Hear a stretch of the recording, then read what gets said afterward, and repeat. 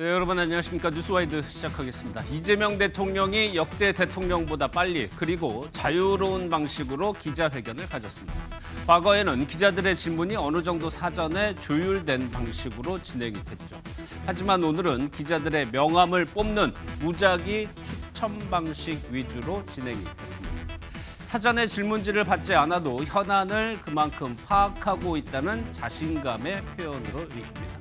또 권위와 형식을 탈피하겠다는 의지로도 보입니다. 오늘 이 대통령은 2시간 정도 부동산과 외교, 북한, 관세 협상 등 각종 현안에 대해 의견을 밝히고 앞으로 국정 운영 방향을 설명했습니다.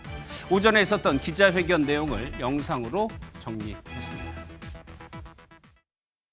질의 방식은 대통령의 지목과 분야별 간사분의 추천 방식. 추첨한다고 하니까 벌떼 입찰 비슷하게 명함을 몇 개를 더 넣은 분도 계시다고요.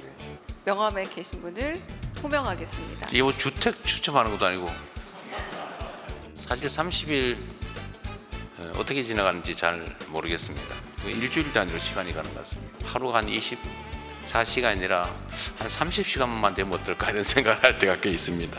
이게 저희가 인수위 없이 업무가 시작되다 보니까 어려움들이 많습니다. 근데 제 주변 참모들이 우리 나이 드신 죄송합니다. 우리 유성락 대사께서 막 코피를 쏟고 얼굴이 막 헬쓱해지고 이런 걸 보니까 좀 미안하긴 한데 우리 참모들에게도 좀 잘 견뎌주라고 부탁하고 있는 중입니다.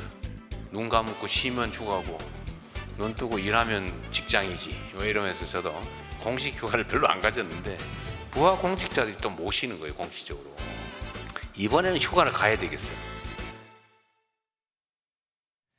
네, 두 분과 먼저 시작하도록 하겠습니다. 성치훈 더불어민주당 정치기 부의장, 김철현 경일대 특임교수 나오셨습니다. 어서 오십시오. 예. 오늘 기자회견의 방식부터 한번 볼까요? 그러니까 타운홀에서 다 기자들, 많은 수의 기자들이 모여 있고 누구를 질문을 정하는 게 사전에 정하지 않고 질문진도 원래 청와대 대통령실과 어느 정도 조율을 하는데 현장에서 명함을 찝어가지고 그 기자가 바로 질문을 하는 겁니다. 이런 방식을 못했던 이유가 과거에는 답변을 해야 되는 대통령이 뭔가를 준비를 해야 되기 때문에 그랬거든요. 그런데 이번에는 그런 장면이 없었어요. 그렇죠. 즉석에서. 그리고 지금 그 같이 일하는 분들도 같이 나와 있잖아요. 사실 예. 전직 대통령들의 기자회견을 떠올려 보면 그렇게 부처 장관들이나 아니면 수석들이 나와서 혹시 대통령이 답변을 좀 부족하게 했을 경우 그 사람들에게 넘기는 경우가 많았거든요. 아, 그런 장면이 있었죠. 그렇죠. 왜냐하면 예. 대통령이 완벽하게 뭔가 실무적인 부분까지 다 파악하기 어려운 부분이 있기 때문에 예. 그런 뭐 현실적으로 인정하는 부분이 있는 거거든요. 그럼에도 불구하고 저는 이재명 대통령이 오늘 기자회견에서는 본인이 다 소화하는 능력을 좀 보여주셨기 때문에 예. 국민들이 느낄 때는 대통령이 속속들이 다 파악하고 있구나. 근데 예. 사실 이게 놀라운 게 아닌 게 첫 번째 국무회의 때부터 사실 윤석열 정부에서 임명된 장관들과 국무회의 할 때부터 사실 세세한 질문들을 하면서 당신들 답변 못할 것 같으면 실무국장 데려와라고 하셨을 정도로 본인이 업무 파악 능력에 있어서 자신감을 갖고 계시기 때문에 예. 그런 자신감이 드러난 기자회견이었다라고 좀 보고 있습니다. 예, 뭐 국민의힘에서는 자화자찬이라고 비판을 하긴 했지만은 그러니까 취임 30일 만에 기자회견을 했다는 점도 한 달 안에 그냥 거의 모든 현안에 대해서 업무를 파악했다라는 의미로 볼 수 있는 거잖아요. 예, 뭐 제가 볼 때는 뭐 국정 전반에 대해서 해박하게 본인이 잘 알고 있다.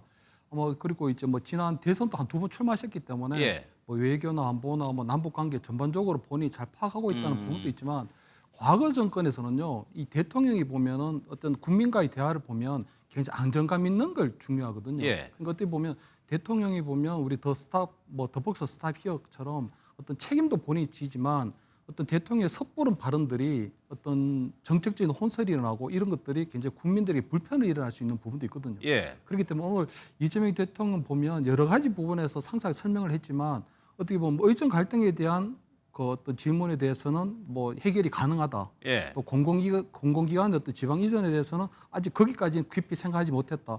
해서 어떻게 보면 굉장히 두루뭉술하고 원론적인 답변이 많았거든요. 그렇기 때문에 아마 저는 역대 정권에서 보통 이제 취임 100일 정도 후에 어떤 대국민 기자회견을 했던 걸 보면 한 100일 정도 지나야 새 정부의 어떤 진영이 갖춰지고 그리고 난 다음에 어떤 국정 로드맵이 제시가 되는 부분이 있는데 이재명 대통령 같은 경우는 지금 총리도 아직 임명 안 됐고 장관들도 전 정부에서 그대로 위임된 장관을 그렇죠. 빼고는 단 한 명도 예. 임명되지 않았거든요.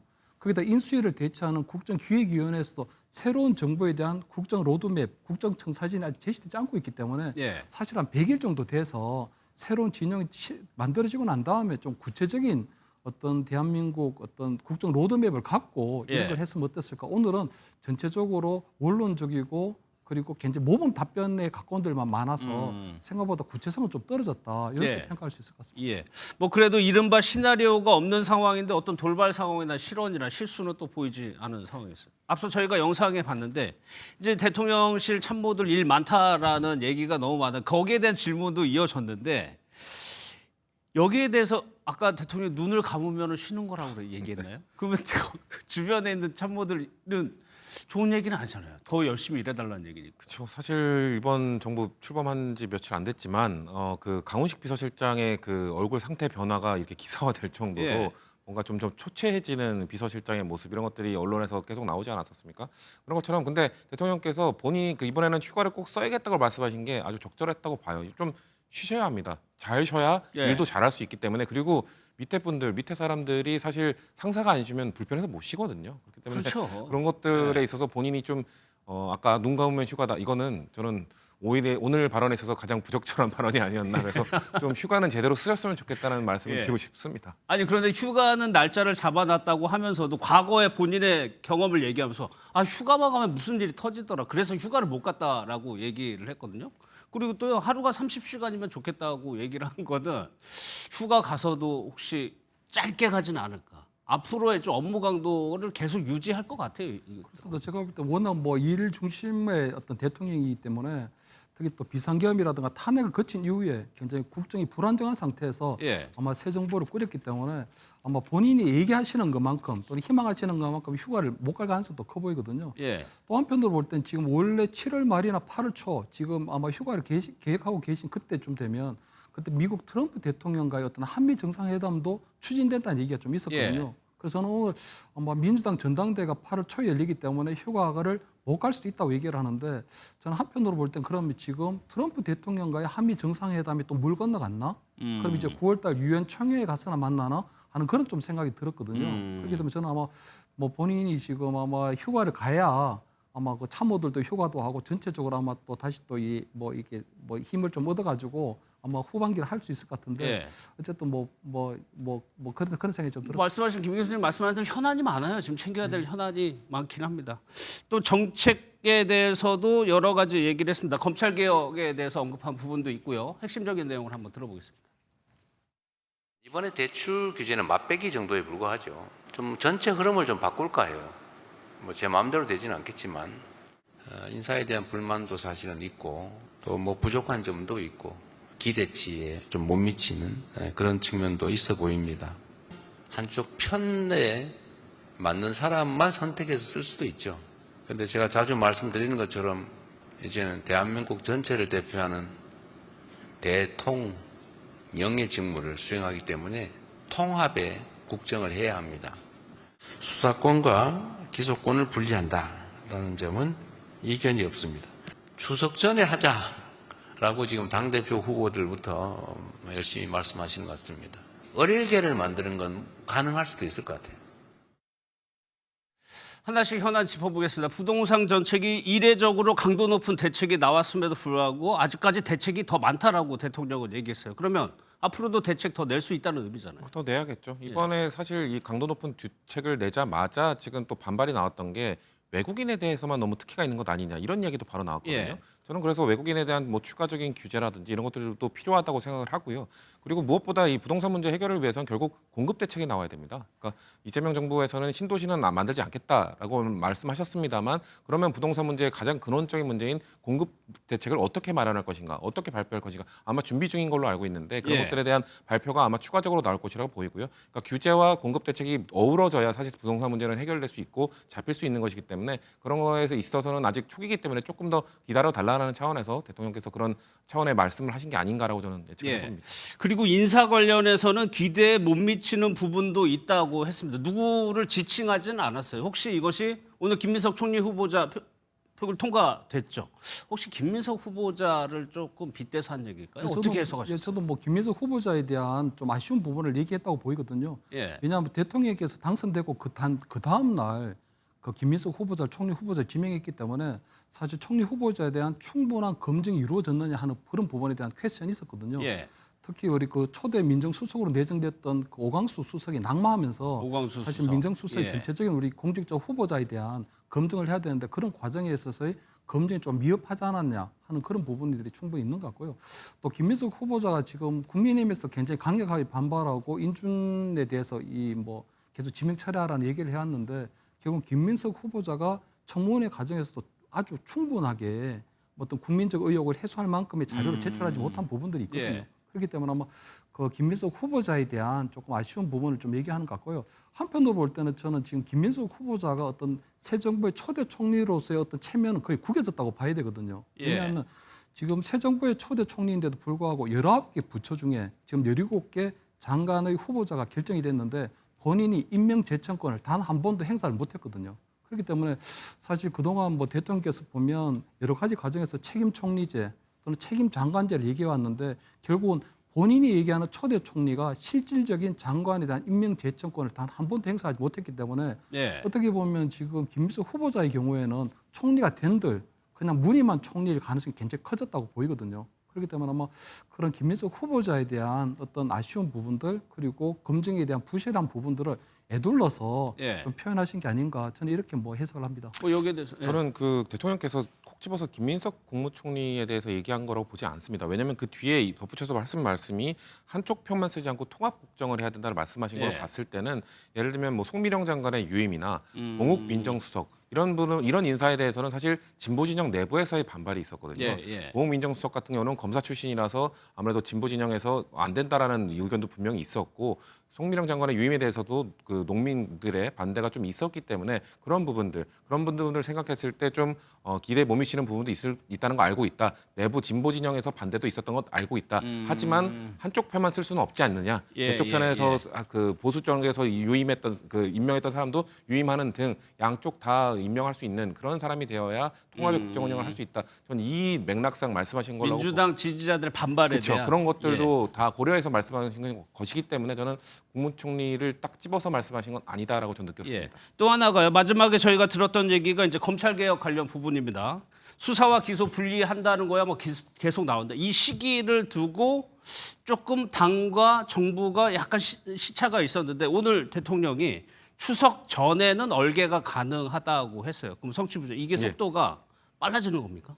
근데 다들 예상을 했던 게 한 그 정도 속도로 예상을 했었거든요. 추석 전에? 예, 국회에서 하더라도 국회에서 뭔가 이런 지금 법무부 장관 지명자라든지 아니면 검찰 개혁을 추진하고 얘기하고 있는 이 당 대표, 전당대회 후보자들이라든지 예. 대부분이 아마 이 추석 전 한 7, 8월 지금 7월이니까 8월, 9월 한 2달, 3달이면 충분하다라는 얘기들을 많은 유권 그 당권 주자나 아니면 지명자들이 얘기를 했기 때문에 대통령도 그런 차원에서 비슷한 나도 그 정도 시기로 본다라고 한 것이기 때문에 지금 정부 그리고 민주당 양쪽에서 바라보는 시기나 절차가 저는 비슷하게 가고 있다. 아니 정성호 후보자는 약간 톤다운 듯한 약간 그쵸. 발언을 했잖아요. 그래가지고 그 얘기가 나온 거거든요. 그럼에도 불구하고 대통령은 일단 조금 속도 있게 그러니까 간다는 뜻이다. 저는 정성호 후보자는 그 계속해서 뭔가 그 합리적으로 평가를 받았던 게 예. 뭐 좀 더 많은 목소리를 듣고 그 목소리를 전달하는 역할을 하는 것이거든요. 그러니까 저는 정성호 후보자가 이런 속도 조절 아마 봉욱 민정수석과 상당히 긴밀하게 소통을 할 거라고 보는데요. 왜냐하면 검사 출신이기 때문에 민정수석이 아마 그 검찰 내부 왜냐하면 이 개혁이란 거는 물론 검찰이 스스로 개혁을 못했기 때문에 지금 외부에서 지금 메스를 대는 것입니다만 예. 검찰 내부의 동의도 상당히 이끌어내는 편이 필요하다고 보기 때문에 그런 차원에서 정성호 그 법무부 장관 후보 지명자의 역할이 있을 거라고 보고요. 속도에 있어서는 최대한 일단 빠르게 대신에 정성호 그 후보자가 아마도 다양한 의견들을 좀 들어서 그 안에 내부에 전달하는 그 역할을 하실 거라고 저는 생각합니다. 알겠습니다. 대통령 관련해서 또 하나 나온 소식이 특별감찰관 임명을 추진을 지시했다는 얘기입니다. 이 특별관찰관은 대통령의 친인척을 중심적으로 감찰하는 사람을 말하는데 글쎄요. 김 교수님 특별감찰관 지난 몇 년 동안 없었어요. 문재인 정부 때부터 없었나요? 필요하다고 보십니까? 그렇습니다. 그 박근혜 정부 때는 그때 특별감찰관 임명을 했는데 예.